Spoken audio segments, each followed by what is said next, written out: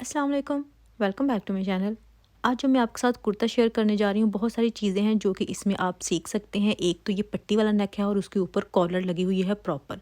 और दूसरा ये है कि इसके साइड्स पे पॉकेट्स भी लगी हुई हैं दोनों साइड्स पे। और तीसरा ये भी है कि ये बिल्कुल सीधा है बगैर कटिंग के। इसके लिए आपको कटिंग की ज़रूरत नहीं होगी, ठीक है। तो आपने वीडियो को एंड तक देखना है। तो अभी सबसे पहले आप क्या करें कि वीडियो को लाइक कर लें और फिर आगे बढ़ें। और अभी मेरे पास जो टोटल कपड़ा है, 3 मीटर कपड़ा मेरे पास लॉन का है, सफ़ायर का ये सूट है।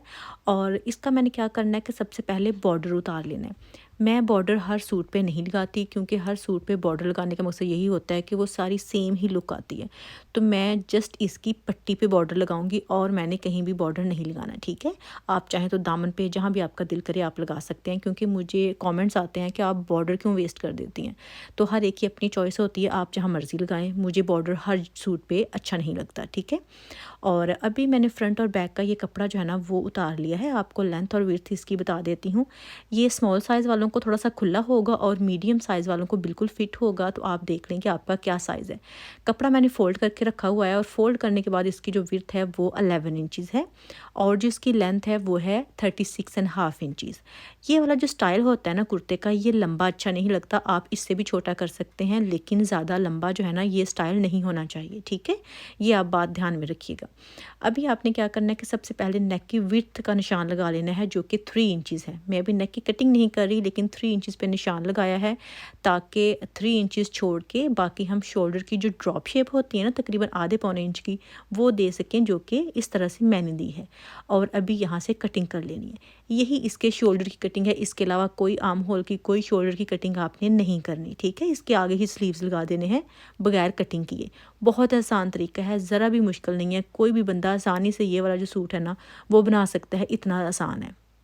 अभी ये मेरे पास स्लीव्स हैं। मैं आपको सारी डिटेल बता देती हूँ कि आपने स्लीव्स किस तरह से लेने होते हैं। लेकिन जो बॉर्डर मैंने स्टार्ट में दिखाया था कढ़ाई वाला, वो मैंने स्लीव्स के आगे लगा के जितनी मुझे विड्थ है, लेंथ चाहिए थी, वो मैंने ले ली है। और अभी ये देखें जी, इस तरह से आपने यहाँ पे शर्ट के रखना है ऊपर, क्योंकि हमने शोल्डर की सिलाई लगा देनी है आधे इंच की। तो मैंने आधा इंच नीचे कपड़ा छोड़ के तो इसको रखा हुआ है स्लीव्स को। स्लीव्स की टोटल चौड़ाई मेरे पास 9.5 इंचज़ है। ये स्मॉल और मीडियम के लिए ठीक है। स्मॉल साइज़ वाले 9 इंचज़ भी कर सकते हैं, लेकिन 9.5 इंचज़ क्योंकि ये खुले स्टाइल में होता है तो बिल्कुल ठीक है। अभी विड्थ तो मैंने बता दी, जो कि 9.5 इंचज़ थी। स्लीव्स की लेंथ मेरे पास है 18.5 इंचज़। लेंथ ये कम है, लेकिन आपने किस तरह से लेंथ जो है ना वो निकालनी है वो मैं आपको बता देती हूँ, ठीक है।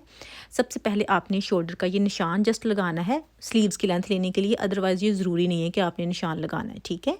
तो ये जो निशान आपने लगा लिया है शोल्डर का, क्योंकि हम इतनी ही शोल्डर का निशान जो है ना वो लगाते हैं।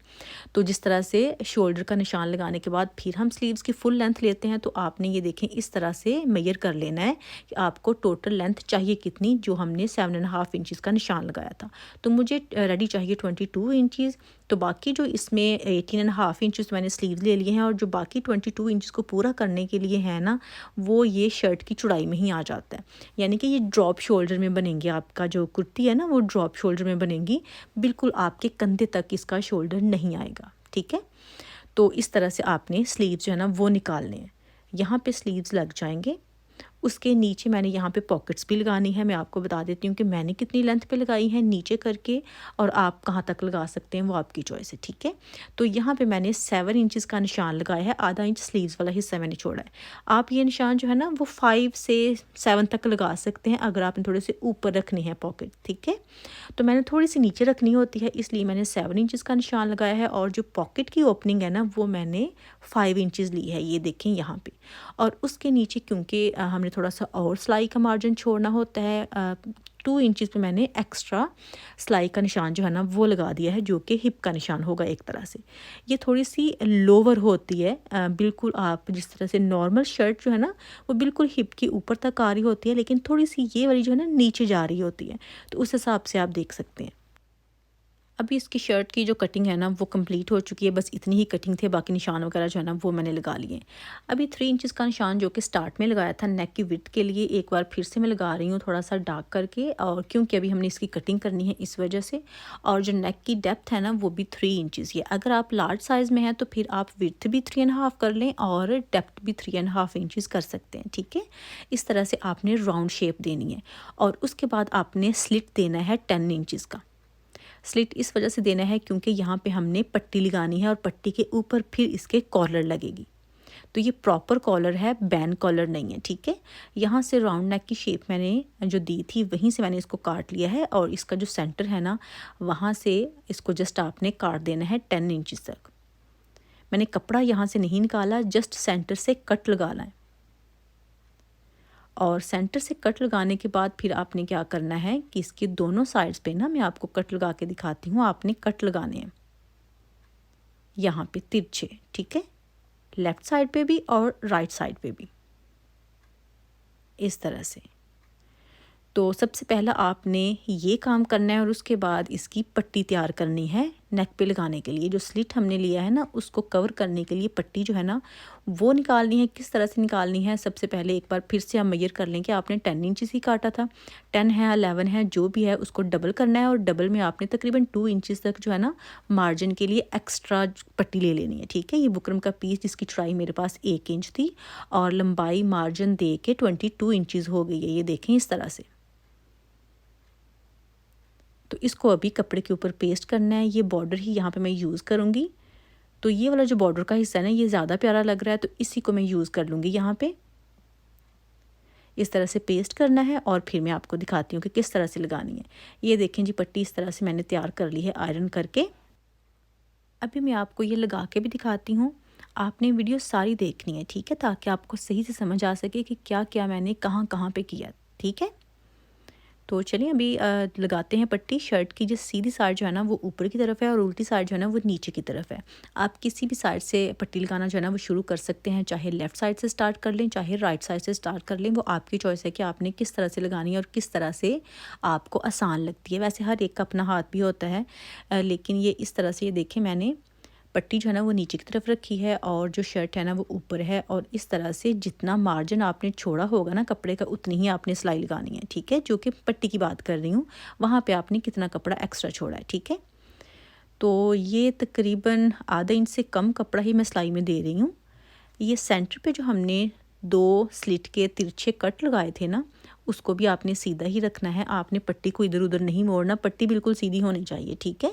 और जो शर्ट का स्लिट वाला कपड़ा है ना जस्ट आपने उसको उठा के इसको सिलाई कर देना और यहाँ पे फिर से आपने जहाँ पे ऑलरेडी कट्स थे ना वहाँ पे आपने और थोड़े से कट लगा देने हैं और फिर आपने इस तरह से करके इसको फोल्ड करके सिलाई लगा देनी है, ठीक है।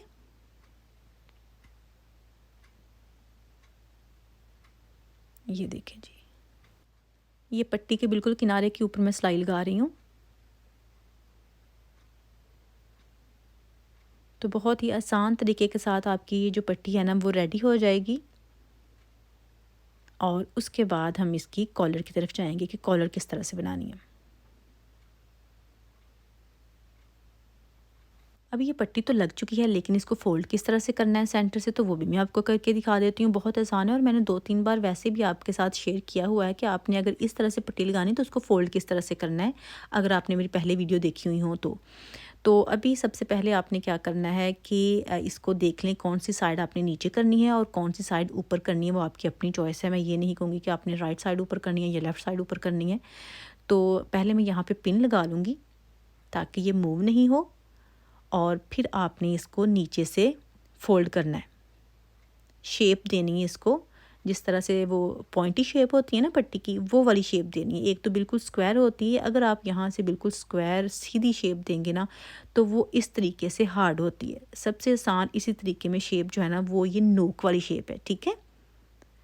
तो मैंने शेप जो है ना उसको नेल से थोड़ा सा फोल्ड कर लिया था ताकि वो तह जो है ना उसकी बैठ जाए और फिर इसको सिलाई लगाने में आसानी रहे। तो अभी ये देखें जी, इस तरह से मैंने यहाँ पे किनारे पे दोबारा से सिलाई लगा रही हूँ लेकिन ऊपर तक सिलाई नहीं लगा रही। आप चाहें तो इसको काज करके बटन्स भी लगा सकते हैं, लेकिन मैंने थोड़ा सा इसको बंद कर लिया है क्योंकि काज का ऑप्शन जो है ना मेरे पास इतना है नहीं। तो ज़्यादा आसान तरीका यही है कि जितनी मुझे चाहिए पहनने के लिए उतनी मैंने खुली छोड़ दी है और जो बाकी है ना उसको मैंने सिलाई कर दिया है। यहाँ पे भी मैंने तकरीबन 1.5 इंच के फासले पे इसको डबल सिलाई जो है ना वो लगा दी है, जिस तरह मर्दाना कपड़े में होती है बिल्कुल वैसे ही। और ये इसका जो नेक का नीचे वाला हिस्सा है यानी कि पट्टी वाला, वो अभी यहाँ पे बिल्कुल तैयार है। इसके ऊपर आप बटन्स वगैरह चाहें तो वो लगा सकते हैं, वो आपकी चॉइस है, लेकिन मैंने यहाँ पे जस्ट क्योंकि different colour different print use कर लिया तो फिर इसके ऊपर बटन इतने सूट नहीं करेंगे।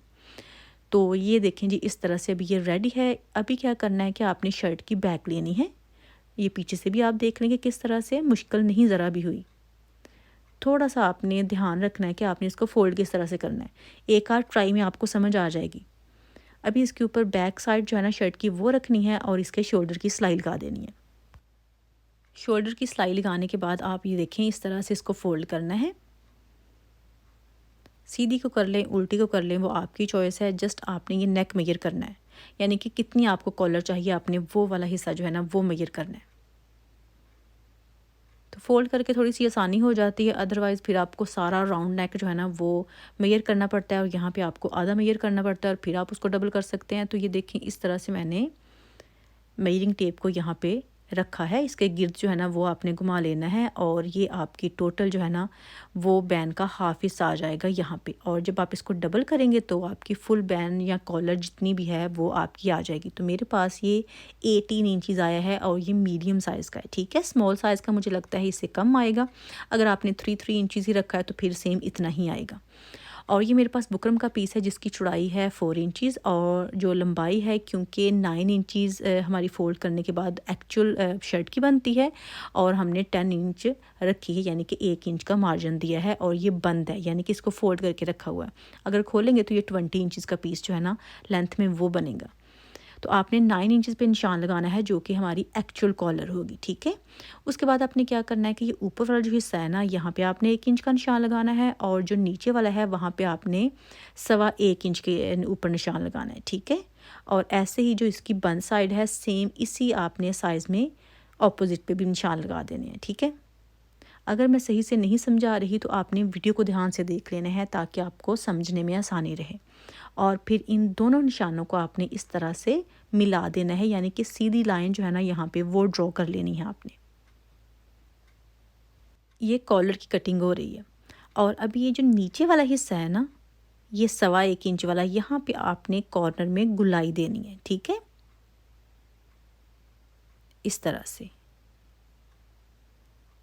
और इसके अभी जो ऊपर हमने 1 इंच का निशान लगाया था वहाँ पे आपने आधे इंच का निशान लगाना है, यानी कि उसके सेंटर में आप एक और निशान लगा दें जो कि इस तरह से होगा। और यहाँ से बैक नेक जो है उसके आपने 3 इंचज़ का निशान लगाना है, क्योंकि नेक की विड्थ 3 इंचज़ ही ली थी, यहाँ पे 3 इंचज़ का निशान लगा के तो फिर आपने 3 इंचज़ से जो आधा इंच था ना वहाँ पे इस तरह से आपने शेप ड्रॉ कर लेनी है, यानी कि तिरछी शेप ड्रॉ करनी है आपने। लेकिन वो शार्प तिरछी नहीं होनी चाहिए, गुलाई में तिरछी होनी चाहिए। और फिर वहाँ से यहाँ तक आपने मिलाना है जो कि नीचे वाले हिस्से को गुलाई दी थी, ठीक है। और अभी इन्हीं जगह से कटिंग कर लेनी है। जो सीधी लाइंस थी उसको आपने इग्नोर करना है, वो थोड़ा सा आपके लिए गाइडलाइन होती है। ये अभी जो बाद में निशान लगाए थे ना बिल्कुल इन्हीं को फॉलो करते हुए आपने कटिंग कर लेनी है। ये देखें, और ये प्रॉपर जो मर्दाना टाइप की बैन होती है उस तरह से तैयार हो जाएगी, ठीक है। बहुत ही आसान तरीके के साथ है, कटिंग बहुत आसान है और आपको समझ भी आ गई होगी और आप लगाने में भी आपको मुश्किल पेश नहीं आएगी, ठीक है। और अभी इसको कपड़े के ऊपर पेस्ट कर लेना है। तो मैं आपको कपड़े के ऊपर पेस्ट करके तो बाद में लगा के भी दिखा देती हूँ। ये देखें जिस तरह से मैंने पेस्ट किया है, एक ही कपड़े के ऊपर मैंने सारा जो है ना इसको रेडी कर लिया है। आप 2 पीसेस भी ले सकते हैं, एक वो हिस्सा जो कि बुकरम वाला है और एक वो जो आपने नीचे फोल्ड करना है। अभी यहाँ पे ये देखें तकरीबन आधा इंच कपड़ा जो हम एक्स्ट्रा छोड़ते हैं उसको बुकरम के ऊपर ही रख के ये देखें एक पैर के फासले पे आपने ये सिलाई जो है ना वो लगा देनी है और फिर आपने फोल्ड करना है इस तरह से। और अभी ये जो सिलाई लगाएंगे ये आप बुकरम के बिल्कुल साथ साथ लगाएंगे, ठीक है। जो भी इसका पैटर्न है ना कॉलर का उसके बिल्कुल आपने साथ साथ ये सिलाई लगानी है और ये सिलाई बुकरम के ऊपर नहीं आनी चाहिए।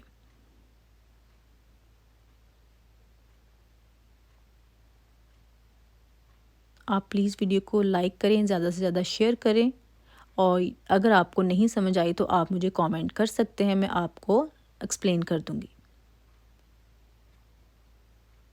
ये देखें अभी जो एक्स्ट्रा कपड़ा ना उसको निकाल देना है, यहाँ पे बहुत ज़्यादा कपड़ा छोड़ने की ज़रूरत नहीं है। और कपड़ा निकालने के बाद फिर आपने यहाँ पे कट्स लगा देने हैं, ठीक है। तो कट्स लगाने के बाद फिर आपने इसको सीधा कर लेना है। यहाँ पे भी आपने लाजमी कट्स लगाने हैं और अभी इसकी जो नोक है ना वो आपने प्रॉपर निकालनी है, ठीक है। तो उसके लिए मैं यहाँ पे सीजर्स का इस्तेमाल कर रही हूँ। आप कोई भी नुकीली चीज़ जो है ना वो लेके भी इसकी नोक जो है ना वो निकाल सकते हैं। तो अभी ये देखें जी, इसको मैंने सीधा कर लिया है, प्रेस भी कर लिया है। और अभी ये जो नीचे वाला कपड़ा है ना वो ज़्यादा है, क्योंकि इतना कपड़ा सिलाई में नहीं आता। जितना आप सिलाई में नॉर्मली देते हैं ना उतना कपड़ा आपने यहाँ पे छोड़ना है। तो मैं तकरीबन आधा इंच देती हूँ, कभी कभी आधा इंच से कम भी यूज़ हो जाता है। तो आपने अपने हिसाब से यहाँ पे कपड़ा छोड़ना है, ठीक है। तो बाकी जो था ना वो मैंने काट लिया है। और फिर ये कपड़ा काटने के बाद आपने इसका सेंटर लेना है और सेंटर पे निशान लगा लें, ठीक है।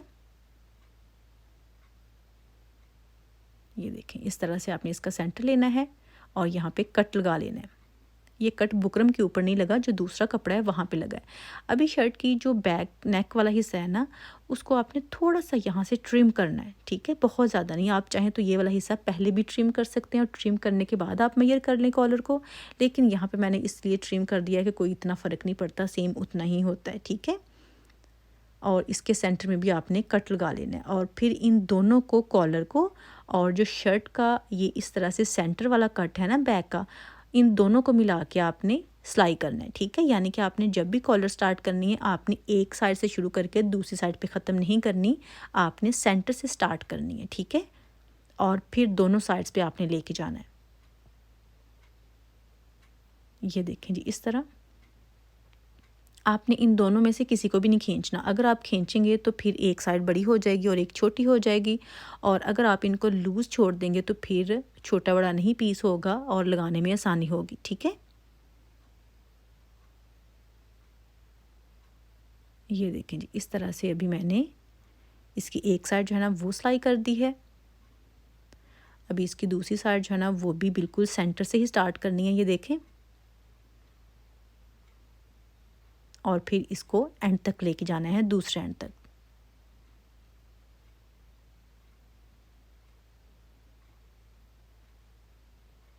तो आई होप कि यहाँ पे आपको समझ आ रही होगी कि आपने किस तरह से कॉलर लगानी है। तरीका वही है जो कि बैन लगाने का होता है, बस कॉलर की कटिंग डिफरेंट होती है और बैन की कटिंग डिफरेंट होती है, ठीक है। ये देखें जी, बिल्कुल आपके सामने पूरी आई है, ज़रा भी छोटी बड़ी नहीं हुई। अगर आप सही से मेजर करेंगे तो छोटी बड़ी नहीं होगी। अभी यहाँ पे आपने कट्स लगा देने हैं पूरे कॉलर के साथ साथ, ठीक है। तो कट्स मैंने लगा दिए हैं। अभी इसको आपने यहाँ पे सिलाई कर देना है, ठीक है। और ये सिलाई जो है ना ये कॉलर वाले हिस्से के ऊपर आनी चाहिए, इस तरह से। तो ये कॉलर भी लग गई है, पट्टी पहले तैयार हो गई थी, कॉलर भी लग चुकी है। और आप देखें कि इसका जो नेक है ना वो मैंने बना के आपको दिखा दिया, और ये कितना आसान है। अगर आपने ये वाली पट्टी नहीं लगानी तो आप ना लगाएं, आप किसी और टाइप के नेक के ऊपर भी ये कॉलर जो है ना वो लगा सकते हैं, वो आपकी चॉइस है, ठीक है। तो यहाँ पे मैं तो सिलाई का ही कहूँगी कि आपने सिलाई लगानी है, बाकी अगर आपने तरपाई वगैरह करनी है तो वो भी कर सकते हैं। अभी यहाँ पे इसको शेप दे देनी है कॉलर की, यानी कि फ़ोल्ड करना है और इसको प्रेस कर लें। तो मैं इसको प्रेस करके तो फिर आपको ज़रा दिखाती हूँ कि ये लग कैसी रही है। ये देखें जी, इस तरह से कॉलर तैयार है। अभी यहाँ पे मैंने बटन लगाना है। बटन ना लगाने की वजह से ना ये थोड़ा सा साइड पे हो रही है। जब बटन यहाँ पे लग जाएगा ना तो बिल्कुल ये ठीक हो जाएगी, ठीक है। तो यहाँ पे मैं टिच बटन जो है ना ऊपर करके वो लगा दूँगी।